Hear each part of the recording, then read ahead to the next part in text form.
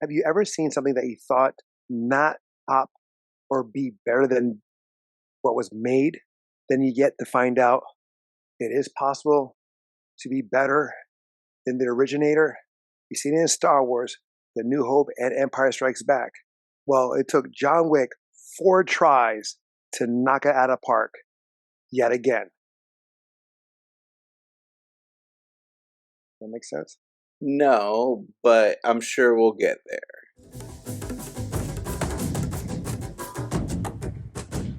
Welcome back to Tales of Two Bros. I am Angel, I'm Adon. where we give you a review at least once a week. Spoilers. At the time of this review, John Wick Chapter 4 has premiered nationwide. Almost 3 hours long, about 2 hours and 49 minutes. We reviewed the first one that started off this franchise, yet another one for Keanu. And I said in that review that I love 1, I love 2, not so much of a fan of 3.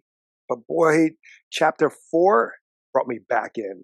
What about you? What was your initial thoughts? Of Chapter 4? Yeah. Yeah, I enjoyed it. It was longer, and it was longer in every aspect. Thank you. Yes. That's one of my dislikes, I guess, if you will. It was cool in a lot of ways, too. It was, of course, yeah. Definitely, I don't know if it'll be number one. Number one in what sense? The first chapter. Oh, you can't beat number one. How was your theater experience? I was fine. Few people.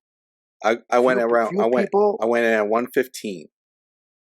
So it was in a the few afternoon. people. Yeah, in the afternoon.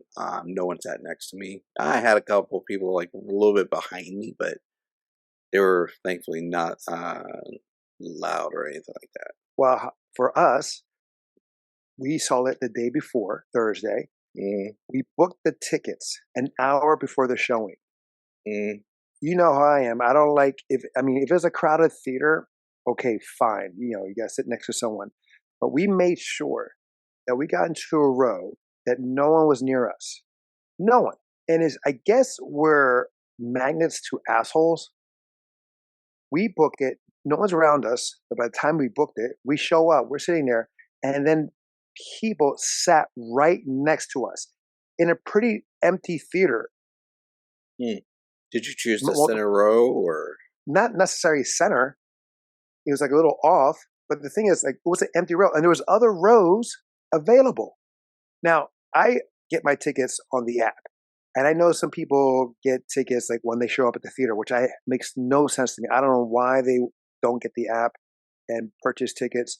But I know you can also, when you purchase tickets, you can pick the seats you want to pick while you're there. It's not random because these are assigned seats. It pisses me off, or it makes no sense to me. It's like, why would you go there, get a theater, or see a movie, right? And they're showing you, okay, what seats would you like? It shows you which seats are occupied and which seats are not. But he's like, oh, you know what? We're going to pick the ones right there next to the other people who are sitting there. Yeah.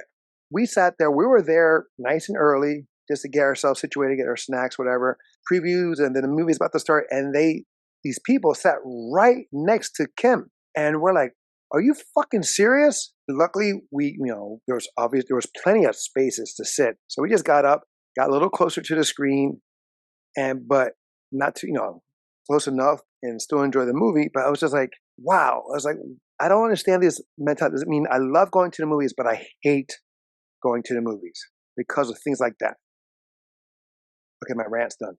Now, besides that, it was great. We had like people being responsible. Oh, and then with that, those fuckers, I know I'm cursing a lot because it really pisses me off. They left early before the movie was completely done, before the credits. Maybe their bladder couldn't hold. All 3 of them at the same time? Did they get the big gulps? Big gulps, that's 7-Eleven, not AMC. I'm just saying it's just large. You didn't even stay to see the whole movie. You left before the freaking ending, the climactic ending. But anyway. Okay, now I'm done with my rant. Okay. But besides that, this movie was a pure joy in overall sense. It reminded me, it felt like it did a combination of chapter 1 and 2. The way it was done, in a way, they kind of like disregard chapter 3, because chapter 3, in all honesty, was weak. This movie could have been chapter 3. Chapter 3 did bring more to the lore. Yeah, but you could have done that in this one too, or you could have done like a little skidbit of chapter 3 lore and then put it in here, because in chapter 3 they have this not my magistrate that it had here, but someone a big to do. Yeah, but Where chapter 3 was also where you had it was all about the Continental, yeah, and but I understand that, but the thing is like you have too much, in my opinion, too much comedy, too much. Granted, there's some out of the unbelievable stuff in this one too. But it was just a little bit far fetched in chapter 3 in some aspects, and like a running gag, if you will.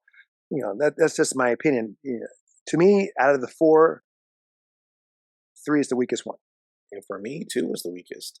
Oh, really? I love I to. did not like his opposition, like the people that he was going against, especially the one the mute woman. Oh, I thought she was great. No, I didn't like her. Oh, I thought she was great. I mean, because it's just a different aspect. It also like paid some tribute to Bruce Lee. Like each movie has like a tribute to something, right? Yeah. And like chapter 3 was more about kung fu. 2 was about a little bit of Bruce Lee in a scene, and 1 it was just setting up that world. Hmm. But in chapter 4, you have here a continuation. It leads off pretty much. There is some time that happened from chapter 3 for John Wick can heal. Yeah. I was curious in a sense when I saw the concierge played by the late Lance Riddick. I was going to say, how were they going to do this? Because originally this was to be a 5-movie deal. After 3, they were greenlit to do 2 more movies. Hmm. The way this movie ended, I don't know. I mean, there's only one reason I can think how there could be another movie. The way the movie ended, I don't think that was like a reshot or anything. I think that was scripted in the first place. Oh, for Lance? No, the way the movie ended is what you said. You don't know. So for the way Lance, yeah, I don't know if Lance was supposed to do all 5. No, I understand. I mean, it made sense to what happened to him, the character that is. Yeah. Well, I was thinking about Lance because before I saw the movie, I was like, I know that, like I said, it was said that it's going to be 5 movies total, Hmm. and the concierge, he's very important, especially with Winston in a sense, in relation to Winston. They were like the manager and the concierge, right? And so I was like, "Ooh, how are they gonna do that? Did they shoot this back to back? Where are they?" But he was taken out, so now we don't know. But again, at the ending, it could be done, and it's totally fine if it is. It makes sense. It goes back to chapter 1, where where we see him laying on the ground looking at the video. But instead of looking at a video here, he just thinks of his wife. He kept saying, "I'm gonna kill them all." Where he meaning that he's going to kill the people at the round table. Does he actually die? Because we see him pass out. But from the thing is, like from the whole movie, from the first movie to here, he's been hit by cars, dropped on from like 3 stories down, shot at, stabbed at, what have you. Here again, he doesn't. He lays down, and we see a tombstone, but we don't really see the burial. And then Winston, he was asked, "Heaven or hell? Who knows?" And he has a little smirk, meaning that he could have faked the death or what have you. But again, if they ended here, awesome. I was joking to myself in the theater when I saw that clip, and heaven or hell, who knows, and laughing to himself. And but in my mind, I'm like, I had a flashback of like the Mortal Kombat animated movie where like Scorpion's fighting his way out from hell, and I'm thinking John Wick fighting his way. Like that's the 5th movie. John Wick literally fights the devil at his way out from hell to get to heaven, and then God's at the door, and he's like, "You can't get in." He's like, "I'm gonna fight you to get to my wife." That kind of you can't beat the John Wick kind of No, but meme. no, but he'll be like this: "You can't get in." He's like, "Yeah, I I think I don't can. think so." No, it's Yeah, like I think I exactly. Yeah, can. yeah.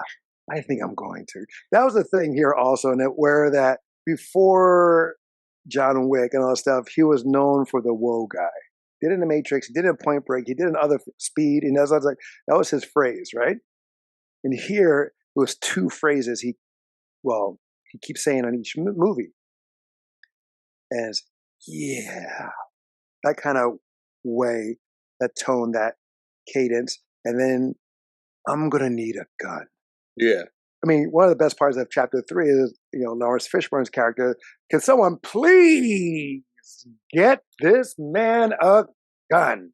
You know where he first said, "I'm gonna need a gun"? Which one? Matrix. Oh, that's right. He said, "I need That a is lot of right. guns." That's right. You're right. And he said it just like that too. He's like, "I'm gonna need a gun, a lot of guns," and they're like, Yes. I totally forgot about that. that 'Cause I was the remember birth of the seeing Wick. right. Well, I remember when I watched it, Matrix again, and he says, I was like, oh, that's a callback to that. Blah, blah. Anyway, this movie is long. Doesn't have to be. Could have been cut down There were scenes where a they were just lot. walking. Oh, I know. The one with Winston in the museum? I mean, I get it. The one with Winston in the museum is to show how, like, the magistrate is just so lavish and just, like, has so much to do with wealth and stuff like that. He has a whole room dedicated to just giant pieces of art. No, it's not that he has a room. He just takes over the museum. That too. He can close the museum. He has that much wealth he can pay off, and just for he can enjoy himself because he has like chairs, the sofas, the tables, coffee, all that stuff for him to. He is so disgustingly wealthy that he can rent out whatever he wants to rent out whenever he wants to. Yeah. So I was just like, wow. I was laughing at that when he was taking like 3 minutes to walk to the magistrate. I was just like, I thought it was funny. I thought it was smart. Oh, another thing too, in the sense of like the callbacks, no, not the callbacks, but the taglines, because it was always good where, I like it when the two meet or say hi, Winston and Wick. And he goes, Winston, Jonathan. I know. I just love the tone. And then we compared this in our first review, and it says like he's Skywalker, Wick, in a way, and he's Obi-Wan, Winston. But he felt more here like father and son. They allude to that in that same scene about him in her health, where he says, "No vaya con Dios, das vidania, son," or something like that. Yes. There are some bad things I found there. I was like, but there are so many good things as well. I can sum up a lot of it with 2 words: Donnie Yen. Okay, that's it? Really? That's all? No. I'm saying a good portion. I'm not saying all of it, but anything with Donnie Yen in it, like all the scenes with him, he stole the show. Let's be honest. Most definitely. He's like I've said this before in other reviews of ours that he is so freaking charismatic. The way he talks, the way he moves. I mean, I love him in Rogue One. And this is also awesome. This is great in Rogue One. Like he doesn't reprise the same role, but he reprises a similar character where he's blind. Don't get me wrong. I didn't understand some of the mechanics of how that worked with him with a gun. Yeah, but that's kind of like Zatoichi. Yeah. Blind source, right? He knows everything. But the thing is like with the shooting of the gun, I'm thinking, I know that makes no sense too. I mean, it made more sense like when they're in the laundry room and he's using the doorbells with the motion detector. I'm like, that's clever. That is clever. But then where he's like, you have to duel with the gun. I'm like, how? But the thing is also he's walking away or the 10 paces or 30 paces. And he's like, how is he able to stay in a straight line? Incredible balance. Where the thing is, no, because I'm saying everywhere else, any other time, he has a cane or his sword, and he's using it to find his location. When he's going up the stairs, he's using the sword to use as the rail. When he's in that kitchen, and wherever else, he's using the cane to find his distance from either the walls or the stoves, what have you. I mean, he used his surroundings and what he had to figure out where to be. But on the dueling, he's just walking straight. I was like, okay. Also, how did he know about the 4 9s? Was it 4 9s or 4 2s? 4 9s. 4 2s. No, you're thinking of Scott Adkins. He had 5 twos. Oh, that's right. He goes, he's He's like, I don't like cheating. He goes, well, because some cards are raised. I So, guess. like when you're sensitive to the touch, when you read with your fingers, you're able to make out stuff. That's what I'm thinking. I'm thinking very Daredevil as well. I mean, Very he's like Daredevil at sensitive. this point. Yes. No, you're right about the shooting part. The shooting part didn't really make sense where he's hitting and actually hitting like dead on. But that's minor in my opinion. So Donnie Yen, yes, Donnie, Mhm. whatever scene he was in, he stole it. You're absolutely correct. Yeah. His style, the way he used the blade, it made total sense. He used it And more it for was stabbing than slashing. It was you like when he would stab a guy like on the ground, like pop, pop, pop, pop. I'm like, oh, he just like right, because he doesn't waste time. He's not going through the target or the person. He's doing damage. He's just going in, like when he was fighting Sanada. I yeah, want to say, Kira's father. yeah, Akira's father, yes. Shimazu. Hiroki Sanada, I love him. I know him from the 70s and Mm. 80s and the Kung Fu films and up to like The Last Samurai and Mortal Kombat, the latest Mortal Kombat one where he plays Scorpion and he's also on Bullet Train. And I like that his name is Kane, kind of like Kwai Chang Kane from Kung Fu, I thought it Donnie was Yen's just because he character. carries the cane. Well, no, it's not spelled like that though. No, but like people just I know call what him you're Cane. saying. Yeah. Right, because he's the one with the cane, right? Now, before that, also, I was shocked pleasantly that Clancy Brown was in this. Yeah, that was I nice. was totally unexpected because, again, I didn't really watch the previews. I didn't know what was going on. I saw some tidbits here and there. I knew that Scott Atkins was wearing a bodysuit, a fat suit, if you will. Oh, I it is mean, a fat suit. I didn't But understand Clancy Brown's role overall. I felt like I understood at first, and then I'm like, does this guy have more power than he initially displays? Like I no, I his don't. I purpose. think he's just like how the magistrate takes orders Hmm. from the table. So does Clancy Brown's character, Harbinger. Okay. He is like another one, but he was like more of setting the rules. Like he was like and enforcing the rules as well. I thought that was the job of the adjudicator. Number three. No, right. I understand, but it was like another. I guess there's another level, someone higher. Because I remember, guess. he you can see that he also had redeemed himself because he had a finger missing, Yeah. and he has a scratch too, similar to A Donnie Yen. scar. The scar, excuse me, the scar, similar to Donnie Yen, but he's not fully blind. Shamir Anderson, the tracker, he was awesome too. I loved him. Well, Yeah. I loved his dog. I loved the dog. The dog was great. I mean, She he was had some great. fun moments. Oh, he had some great moments. It was kind of funny when he ripped his hand out of the knife. Oh, He's still using that hand. I was like, dude, you he was can't use punching with the. it. I know. I was like, dude, if you punch it, that thing's gonna split apart.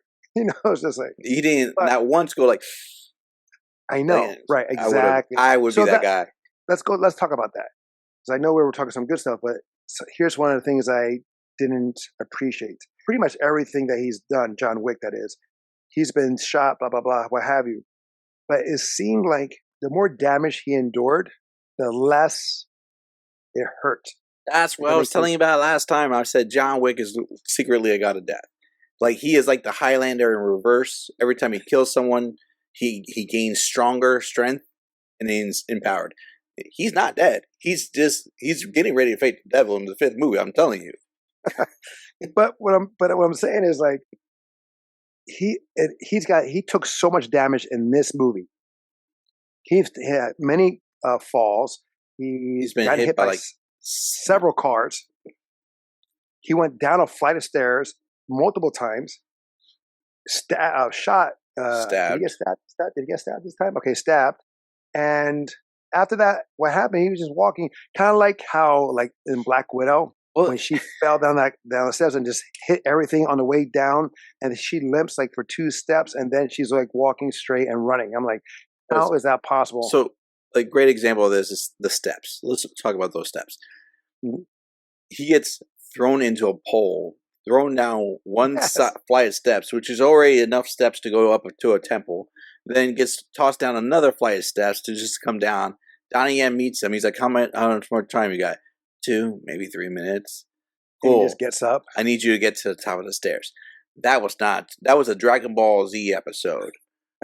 Where anybody knows Dragon Ball Z, they know this reference. 2 minutes. Great. That's going to take about 3, 4 episodes, maybe Right. 5. Right. That was what happened here. You're watching it like the 2 minutes passed like 5 minutes ago. I mean, of course, in movies, time is It's relative. But not, no, it should be, but it's not. They're walking up the steps. They're not even running up the steps. I know. Oh, I trust me, I know. And speaking about that, there's a lot of action, but a lot of this action is way too long, in my opinion. Way too long, where it could have been just done quickly on certain ones. Yeah. But it was like almost every action scene was 10 to 20 minutes long. I was like, but why? Like that step. I mean, I understand. It's like, it was kind of like pushing up a boulder up a hill, but then you just slide down again with that essence of, and the drama of it all, of getting up the steps and having that conflict of those guys trying to take him out. Mm-hmm. I get it, but it was just like way too long. And that's actually one of my favorite scenes. It's a fun scene, especially with Donnie Yen, because he's going up the steps. He has his sword on the rail, knowing where to go, and then says like, "Be close." So to me, that was great. Of all the movie, Donnie Yen gets no blood on himself from anybody he's killed. One guy, right? One guy, and you see the frustration on Donnie Yen's face, on his white He's sweater. just like, Skarsgård was awesome too. Pennywise, he was awesome. He did a great job being the villain. Or another magistrate, the Marquis. We kept calling him magistrate, but the Marquis. That's what his title was. And my mistake. So for those listening, watching, we fixed it. Our bad. Kind of made sense that he was a punk, because that's what he was. He was a guy, think he can do whatever, but he has these pawns. He'll use Kane to do his bidding, or his other guy to do it. Mm-hmm. Tracker. And again, and at the end, it shows how much of a punk he is. He's, now I can take him out because he's done for. Talking about John Wick. Mm-hmm. But let's go back to what we did. Like, again, Donnie Yen, for sure. Any scene he was in stole the show. I was happy. I got excited. I was like a kid. I was like, ooh, ooh, ooh. Scott Adkins, beautiful performance. Yes. Beautiful performance. But I couldn't help but think of, heavy-set fighter from Street Fighter, the blonde dude. Yeah, and I was also thinking about Fat Dragon, where Donnie Yen wore the fat suit too. Right. I mean, maybe that's an influence for that he wanted to do something like that. Maybe, I don't know, because you're right, because he was in that flat. And that's our second time working together. Yeah. Because they worked on Ip Man 4. But Scott Adkins, fat suit or not, still has some crisp hits on him. Oh, my God, yes. And he just wouldn't die. Now, to talk about that scene too, which also bothered me. You got shot in the butt. Was no, that's fine. I mean, it was great. Granted, he wouldn't die. Is that Kim and I were watching? And we're like, wait a minute, why are people still there? People are shooting each other. People are fighting, stabbing, killing, throwing axes, and people are just watching. Like, that was the other problem I had throughout the entire film, not just there. Because when he was in Paris and France, and he was trying to go to the church, people are having cafe, they're sipping, and they're having a shootout, and cars are hitting John Wick, and they're like, "Oh yeah," and no one's moving, and they're just chilling. It's like everybody in on this. That's what bothered me about 3, is that everyone was part of the society. In 1 and 2, it was like a very small knit group of people, and in 3. Everyone was part of it, and it made no sense in my opinion. It's like that takes away the lore. If everyone's in it, of that society, of that lifestyle, what have you, it diminishes the value of that lifestyle. Yeah. Here, that's what it felt like too. You're right, but it was just like they're just dancing. They see. I saw the audience. They're like, or the dancers, whatever, the club owner, the club people. They look and like. Start dancing again. Some of them dodged it. They're like, huh? And they kept going. Right. But then at the end, where like the beat down is like coming towards the end, and where Scott Adkins' character is finally down to meet his demise. Then they start freaking out. Bullets are not being thrown. It's just hand-to-hand combat, maybe some axes, but that's when they freak out. I was like, really? I was like, that makes no sense. And you're right. The cafe people, all that stuff they're just chilling. I was like, run. Bullets going to hit you. They don't hit their target. Or the car. Or yes, yeah, the crashes and stuff like that. And talking about that, the scene of the car chase, or not the car chase, the car. Was that will it be considered a car chase? The one in the roundabout? That to me was too long. That was way too long. It could have been. I mean, it was just like it was getting ridiculous because they're avoiding the traffic and avoiding the gunshots and avoiding being hit by each other, hand to hand. And to me, I was like, that could have been done tighter. So it was way too long. Yeah. Way too long. I know I'm cutting up, but I'm talking a lot. Was there anything else you liked? The dog was entertaining. The dynamic between the dog and the henchman number 1. First of all, no. Yeah. You're talking about Chidi. Chidi, yes. That was the Marco Zara. He's awesome. He was great. And like big dude. He lit up John Wick a couple times, like threw some hands. I'm like, wow, this guy could throw some punches. Then when he threw the dog, I was like, this dog is also a John Wick because he threw the dog into a car that was oncoming, and the dog just shook it off. And then he comes back, and the dog is like they have their own arc now. The dog sees him later on. He tries to kill the dog. He falls off a 3-story staircase and still gets back up. And now the dog's back at him. I'm like, bro, come on. That's what I'm saying. Like from what I saw here, allows a lot of broken backs. There's a lot of broken backs. A lot of people were getting like, he will shoot them. I'm like, that person's just dead. And they're getting up. I'm like, are they all immortal? He's like capping them like 3 times in the head. And I'm like, I understand the super soldiers that they had from John Wick 3 that in our super Kevlar. Cool. Yeah. But now we have Frenchmen with like little like berets and like beanies. And they're all running around. And he's like, "Pa, pa, pa." Guys are coming back up. I'm like, are these Atlanteans from Marvel? Like, are they just getting back up? And they're like 3 headshots, boom, boom, boom. Now they're not getting up. I'm like, I don't understand. I get the ones that are the super guards. I get the suits. But they never explain. Super guards? That's what I'm calling them. The ones that are all in the nice silver suits. Oh, okay, okay. But they're not all wearing those suits. It got redundant. I mean, I understand, but it got redundant every time they were like fighting. They got the part of the jacket as a shield. But it made sense about the arrows. I love the fact that they use bow and arrows against that because bow and arrows are very strong. Like when they I've seen bow and arrows go through materials that some bullets wouldn't go through. Of course, because of the fine. The sharpness of the arrow, right? But I'm just saying, in chapter 2, it was cool. It's the first time we saw that where the suits are lined with Kevlar, and he's using it. Blah, blah, blah. But it was just again redundant. Everyone's doing it. It's kind of like where like you see in the CW superhero movies or shows, the CW, like the Flash. Almost every villain of the Flash can run fast. Or faster than the Flash. Right. Or Arrow, almost every villain or main villain has a bow and arrow. I was like, dude, really? It's like, it makes no sense. You guys are all shooting arrows. You guys are all running fast. So when they're doing all that stuff, again, the redundancy. Akira was also good. She was surprised. I know she was new. Awesome. Yeah. She's new all around. New all around in what way? In what sense? I think this is her breakout film. No, she's been acting. Never mind, I take that back. She's been around since, in film, it says 2016, looks like, in film from what I'm seeing real quick. Like big box office? Maybe not, but for a big office, like a big role for a big film or part of a franchise, yes, you're right. This movie is that.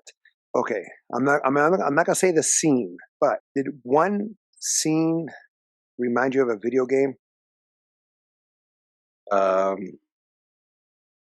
There was a lot of different things that reminded me, like the dog coming out from the shadows.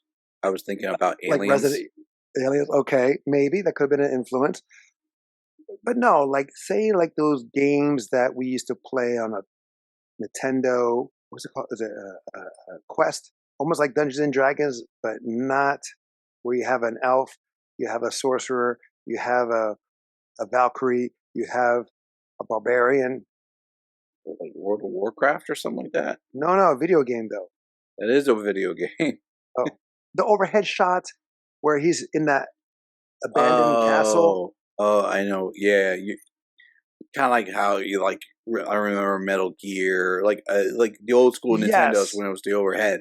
or Um, or PlayStation, right? The old PlayStation One, right? When you're looking overhead to see your character, and you can see what other people are at yeah, behind the wall not or third something like that. person, but it's like fourth person. It's like you literally looking overhead everybody, where like Correct, third person's over their shoulder.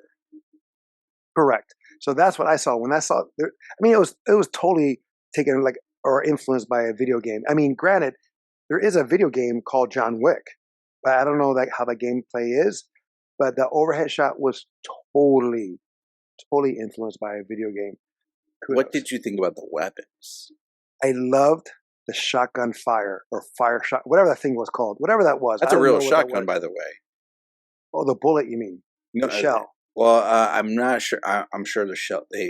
I've seen many shotgun shells that do various things. So I'm But not. no, I wouldn't be but they get, surprised. The but they get shotgun shot. itself. No, no, no, but they get shot and to turn on to shoot the, ah, to shoot the character and also turn on fire. Yeah, yeah. I never seen that before. I'm sure something like that exists because, like, I've Oh, seen probably. like shotgun shells that are stuffed with various types of materials. But Hmm. the thing that blew me away was the actual shotgun itself, because that's a magazine-fed shotgun that's designed like a AR. I want to say I don't know Hmm. which version. I saw Okay. it on a video where Joe Rogan gets actually to fire it. He fired it Okay. at the same range, and he fired the Pit Viper, which is the same gun that John Wick got. Oh, that was a beautiful gun. Yes, Oh, which beautiful gun. the one that the main henchman number one that was using, that's the Sand Viper. Okay. Also, all three made by the same gun manufacturer. The guy who runs the shooting range that he goes to, John Wick goes to. Something tactical. Yeah, Terran Yeah. Tactical, I think. The Pit Viper, beautiful gun, already world class championship gun. They secretly snuck it in. That gun's like $7,000. 70 or 7? Seven. All right. I don't know how much firearms cost. I No, don't it's still pretty. I have no It's idea. still pretty petty. That's pretty hefty, but Okay. it's a beautiful gun. Even for people who are not gun admirers, I usually don't get a gun. You usually don't get a gun? I How many guns do you have? But if we're counting Nerf, I have them all. If we're not counting Nerf, I got them. I You got got 0. I got You got 0. zero.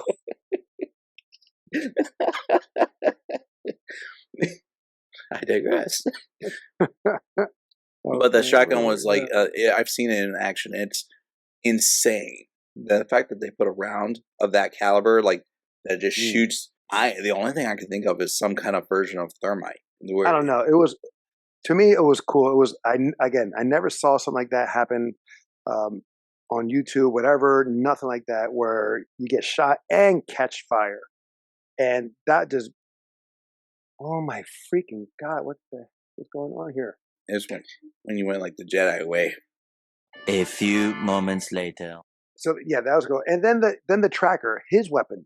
I like that. I don't know how it was cool. The way it sounded. I'm not sure if that's the actual sound it gives off.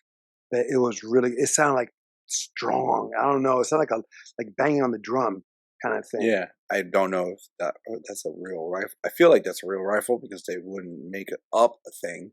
Sometimes they do is like they'll modify a weapon Yeah, to make it unique to fit the character or what have you. I mean that one seemed more like a Nerf toy than anything because like that's a common thing for Nerf blasters where you can take the barrel and just like how Mhm. he did it, like you just pop pop and then you're good to go. I'm not an expert. I feel like we should ask our cousins But Right. to my knowledge, there's not one that just so easily becomes a barrel to a rifle, because that's what it was. It was a rifle he had, lever action. It was a cool one, Right. and my man has some good It, sharpshooting skills, yeah, it seemed like an old weapon. like a That modified old weapon.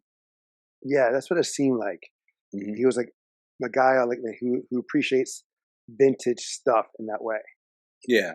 Now another thing I disliked was the DJ, the radio DJ, the lady. Yeah. To me, it made no sense. Like if she was there earlier in the film and giving out contracts or talking about about John Wick, whatever, then I would understand or appreciate it. But she just came out of like pretty much nowhere. I Go have a ahead. theory. So as I was watching it, I What do you was think? It was Halle Berry no. reprising her role? I think she is the French version of Lawrence Fishburne. So Lawrence Fishburne's character is the king of the homeless people and the information network in New York. He was the Bowery King, but He's the Bowery King. When he was in France, John Wick goes like, "You're a little far from home." He's like, "I'm thinking about expanding my territory." His territory doesn't go into France. So what's the right. information? Who runs the information network in France? But no, but she was telling people where to find him. That's what I'm saying. The, My theory is that she's just the equivalent. It doesn't mean that she does the exact same thing. She's just like, she runs the network of information. I guess. Regardless, I didn't like it. A fair point. It just felt off. It just didn't make sense because people are getting information on their phones and all this stuff, but now they're going to be on the radio. Again, it just didn't make sense to me, or it just felt out of place. Yeah. I don't know. We've been kind of juggling back and forth between what we don't like and what we like. Fair enough, because I just seen it once. I want to see it again. I want to see it again without Kimberly. Nothing wrong with that, but I want to see it during the day. I gotcha. Because she has to work and all this stuff, so it's just kind of hard. And I'd rather just spend time with her. What do you think about the post-credit scene? Let's talk about that. Well, before that, what I found funny with the fighting is that a lot of the fights had people waiting, meaning John is fighting one guy, and there's a guy right next to him going like stumbling or waiting his turn to attack. I mean, so sometimes it worked, but I know I saw that in the other movies too. Like 2 had some really bad moments of that. But that's the classic kung fu move. Right, but I saw that a lot in 3. 1 didn't really have that. 2, I didn't really see that either, because where John was always moving, right? Where here is just seeing he was in a spot, and then he'll hit one guy, and the guy's like, dramatically getting up, or like he was about to throw a punch, the character, and he'd be like, he'll drop. He's like, but why? He's just wasting time in order to get. That's what he was doing. It's just wasting time. But I also like the nunchuck scenes or the use of the nunchucks. Again, goes into my theory about how John Wick's a demigod. He gets the nunchucks. He's just wailing like it's a flail, right? Right? Mm-hmm. Every time he kills someone, he gets better and better to the nunchucks to the point where he's starting to like do the flare with the nunchucks. And and then he's doing tricks with the nunchucks with one hand, flaring around his neck. Oh, not really. Well, no. There's a couple times where he just like with his hands. Well, no, he made it into as one stick or a baton. He had the chain wrapped around the hand, so he had the 2, which really. He also did it for some reloads. Right, but in all honesty, you wouldn't have any really real good support to have that chain, and then because when you hit that, the handles are going to move. Yeah. You never really like. But I did like that every time after he used the nunchucks, he wrapped it around his neck to be able to use his firearms and stuff like that. That's what I liked about here, which brought me back to 1 and 2, that he stylized the weapons. So when he had the guns, he'll look at it, how he'll check the gun or how he'll fire. It'll be he'll use it in a specific way. that was like identifiable to him. And when he did the nunchaku, excuse me, to be more correct, he'll wrap it around. Yes, he at the end he did a little. That's when I really noticed him do the.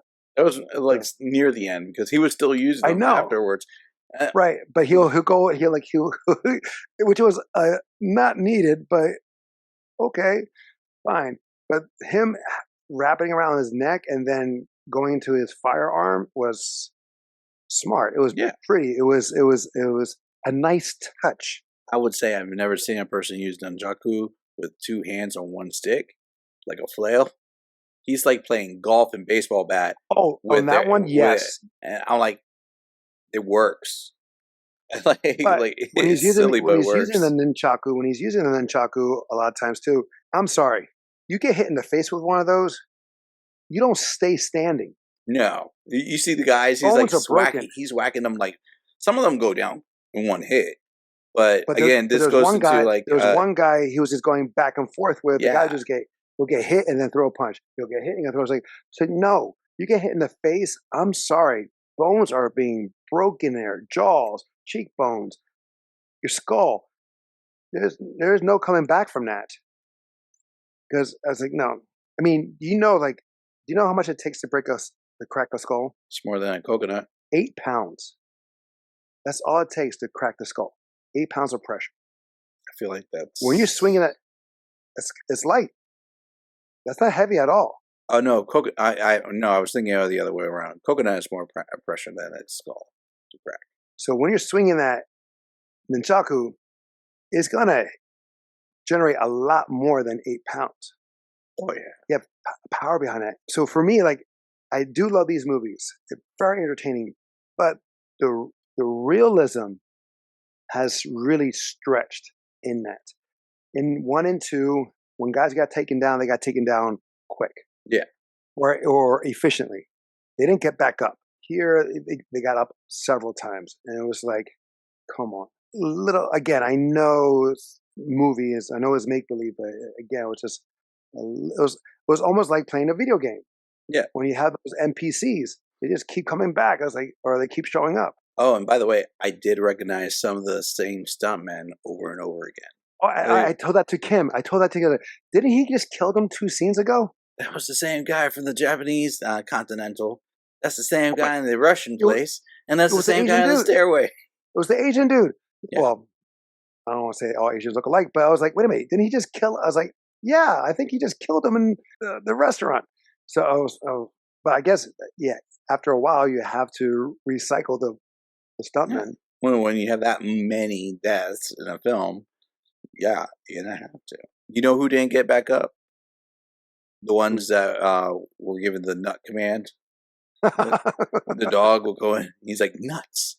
And the dog will go for it. And I'm like, that guy's not getting back up no matter what. Oh, my God. It was almost zombie-like.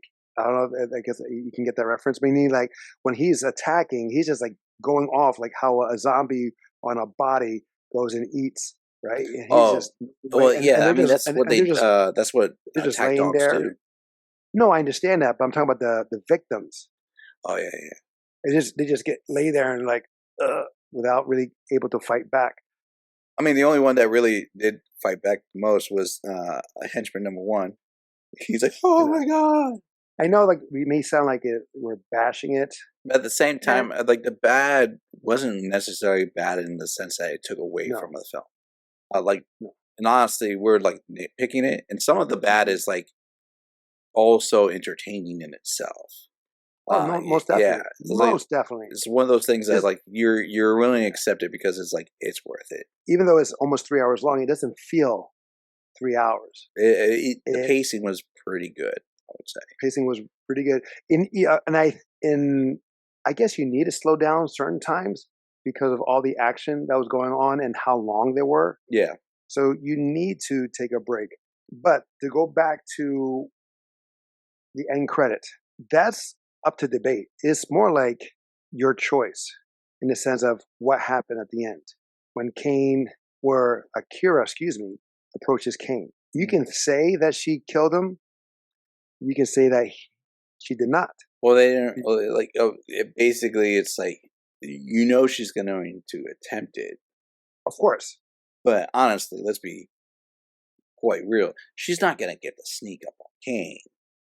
I don't think she would.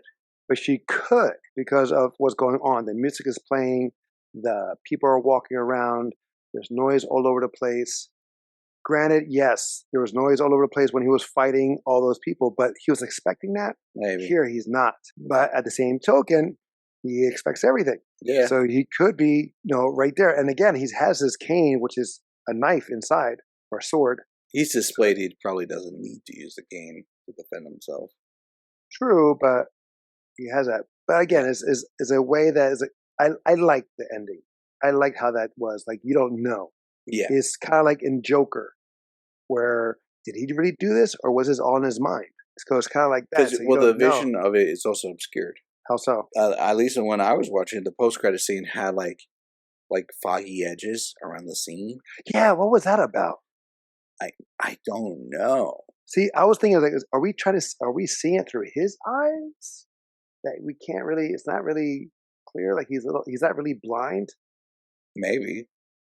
He's legally blind. Yeah, but not fully. Maybe that's the answer there too.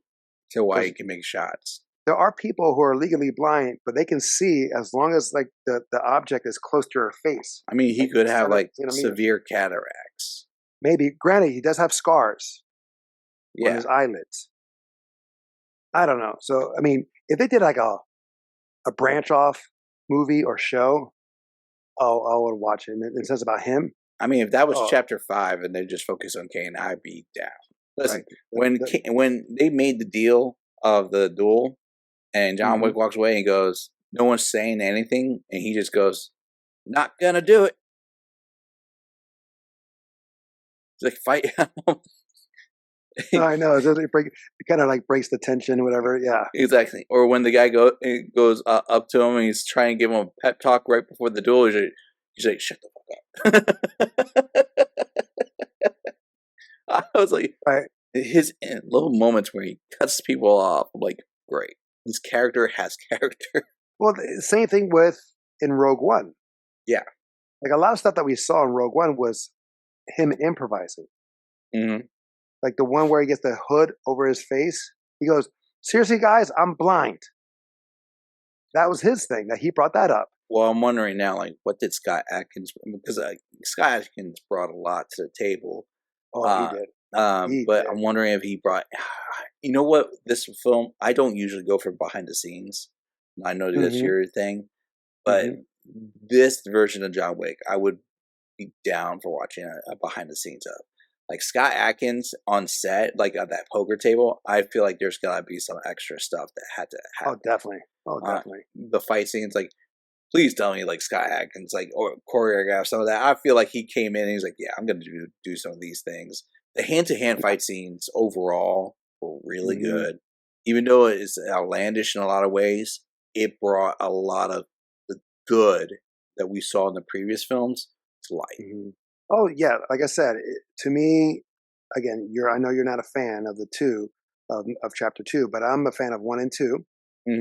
It felt like they, like I said earlier, blended 1 and 2 together and retcon a little bit of what was like missing in 3. They put it in 4. Instead of tension, instead of pace, instead of less comedic moments, more serious as 1 and 2 were. It was refreshing because I was like please don't be like 3. Please don't be like 3. And it wasn't.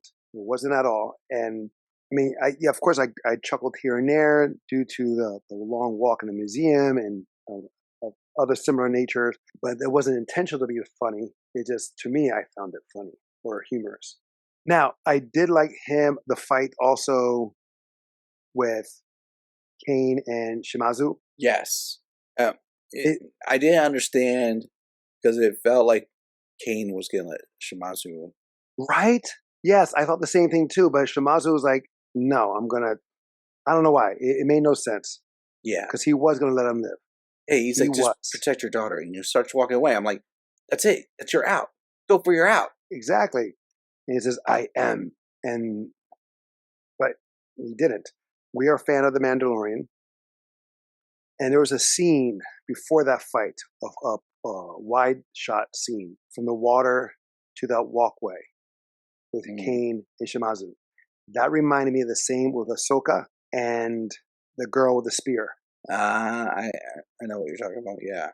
It was a similar format too, because that episode is very Japanese. It's very Seven Samurai or Mifune, not Mifune, Yojimbo. From Yojimbo, season 2, Mandalorian. Right.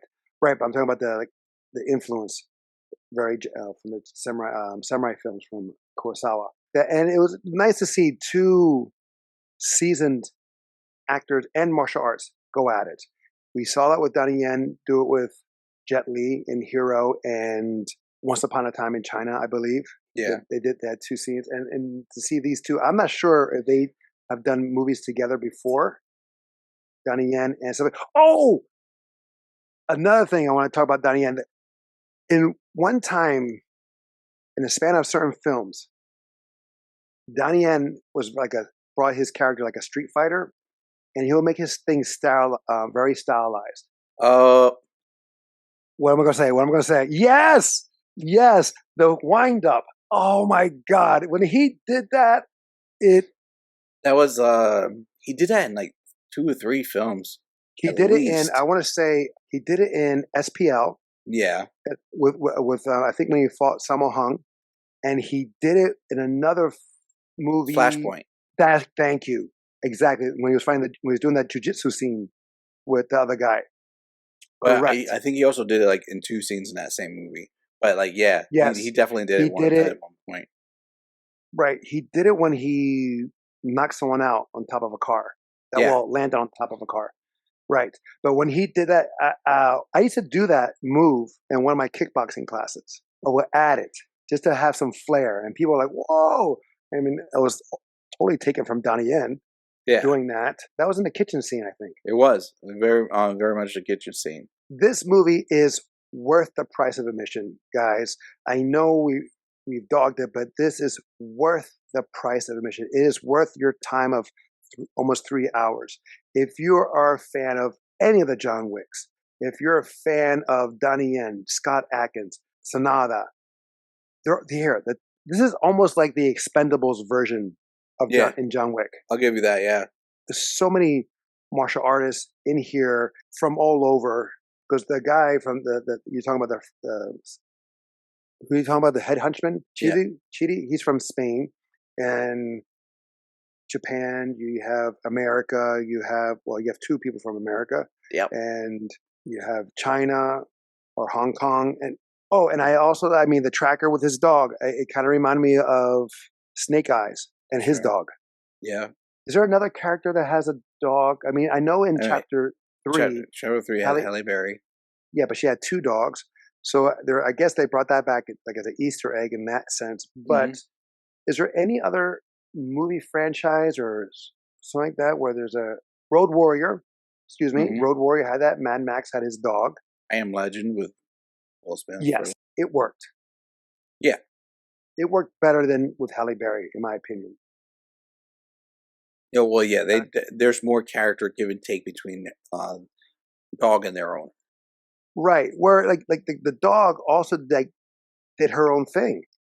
Yeah, he'll give a command, but then she'll go out and do her own thing. When she came out of that hallway, that was like all her.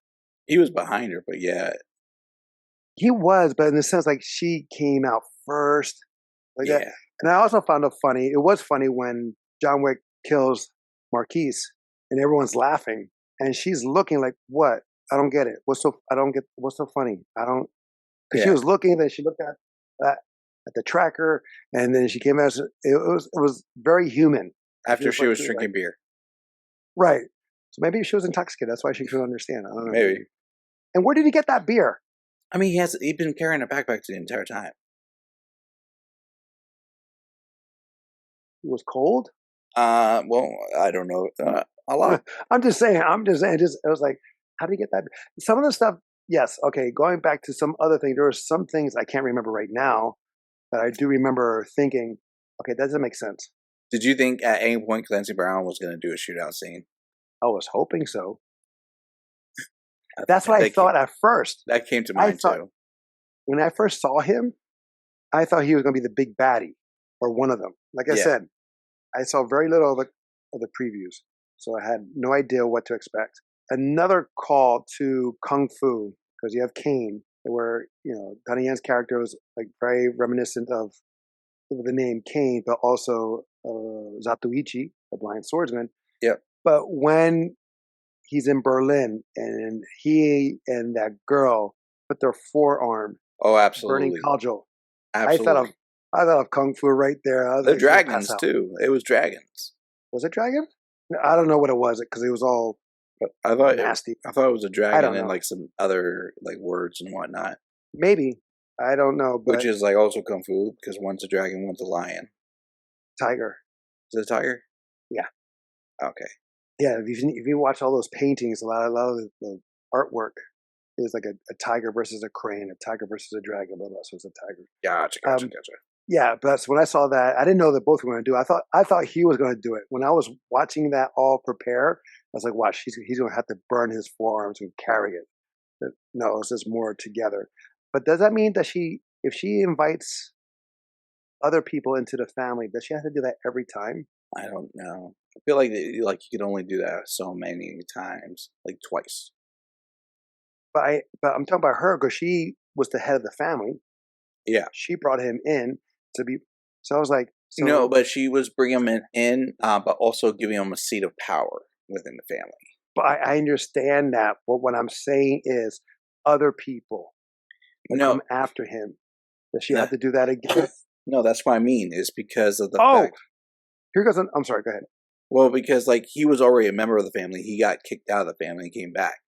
He didn't have that sigil on him before, so. Oh my God, you're not listening. I'm just talking about like, I think it's like making him like her number one. Right. Since he's gone, if he is gone, and there's another number one, she has one more. Does she have to do it? 2 chances. You get 2 chances in life to make a number one. Do you understand what I'm trying to say or not? Does she do it multiple times? Right. So for the next person who's number one, or to bring someone into the family, does she always have to she's gonna run out of arms and legs? Yeah. Well, did you get the Marvel? Okay. Did you get the Marvel reference? Which one? I am Klaus. I didn't think that was a Marvel reference. I just thought that was a silly thing. It was a silly thing, but he kept saying it just like I am Groot. Yeah, no. By the end of it, I was thinking I am Groot. He goes, "I am Klaus." John, okay. I am Klaus. Okay, the guy has severe brain damage because he can't say anything else. But he's saying a lot of stuff with those 3 words. Yes. And the way he was saying it too. I am Klaus. I am Klaus. Blank. Is there anything else? I mean, there's so much. It's a long movie. There's a lot to digest. I am going to see it again. I am going to buy it. I thought it was clever. This is my last part that I thought I enjoyed. So, where he tells John, "You owe me one," and then he stabs John in the hand, and like it dawned on me, like he stabbed him on the hand that's his shooting hand, and because when they go to the duel, he has to shoot with his left hand. He was handicapping John, and then John's like, "We're even," and then the whole duel happens, and John goes, "You owe me." Right. So what I'm thinking is did he lose his eyes because of John? No, he said that he gave him as a gift. The eyes? Yeah, because remember they had that conversation that he tried to get out, but he thought he was out, but he was. So what did he owe him? The stairs? Yeah. Okay. Because really, he could have just let John not make it up the stairs, and that's it. True. He doesn't have to do them. True. Yeah, he was fast with that sword. Jesus, I didn't even see that coming. Yep. I just love his sword work was amazing. I'm sorry. Oh wow. And then again, he'll just stab. He was so fast. He'll just stab and just walk away. So good. He's like blind fury. Rucker Howard, Shokusugi. I know that reference, which is a bite off of Zatoichi, but okay. Sure. If they make a movie, like you said, like a spinoff, oh, dude, that'll be so good. Yeah. I mean, But then we know what happened at the end. If it's a continuation from that, or a prequel, or if it's a prequel. Because now I'm wondering, like, if he had his eyesight, is he better than John Wick? But I think he was better than John Wick without the eyes. Yeah, I know. Okay, so let's talk about that real quick in the way that in the first movie, in the second movie, like John Wick was, even though he was getting hit and taking damage, he was a severe badass. Yeah. But then his world opens up and he's not as badass as we thought. He's not Baba Yaga. He's not the boogeyman killer in comparison to other people in this film. Yeah, I mean, there's guys out there that are like equally legends. Even though you didn't like John Wick 3, in John Wick 3, they had the guys from the Raid, right? Right, the brothers. The brothers. And they fight John Wick, and technically they overpower John Wick like 2, maybe 3 times. And they keep letting him get up. Yeah, 2 versus 1. It still is a contract to kill. So they could have ended John Wick. John Wick almost died in the first one with your girl. And if it wasn't for William Dafoe, Miss Perkins. Yeah, that's why I didn't like about 3, because they did plenty of that of letting him live. They knock him down, let him get up, knock him down, let him go. Same thing with Mark Dacascos' character. Same thing. He was playing with him. He was like a cat playing with his food. To me, that lessened the importance, because it didn't feel as dire as it was for him in 1 and 2 and in 4. That's where I have a problem with chapter 3. Okay. And then other stuff too. The motorcycle stunts was, especially after I know how it was done, it was like really unbelievable. And also, since I ride motorcycles, I was like, oh, okay. And then with the horses doing the back kick, there was like one time was good, but after 2 times you're doing the same stunt, same thing, it gets tiring. Turning a horse into a weapon by slapping his behind. One time was okay, but then I think he did 2 more times. Definitely. Yeah, he did. He did it several times. But so that goes into the John Wick mythos of how he's a guy. He's like anything in my hands, even a living animal, is a weapon. Turned his horse into a weapon. Bam. All right, I think we've talked way too much here today. All right, guys, that is our movie review of John Wick Chapter 4. Let us know what you think. Also, if you have a movie for us to review, please let us know in the comment below or email us at talesoftvbros@gmail.com. Until next time, we'll be the next time. I'm Angel. I'm Adon. Love you, bro. Love you too.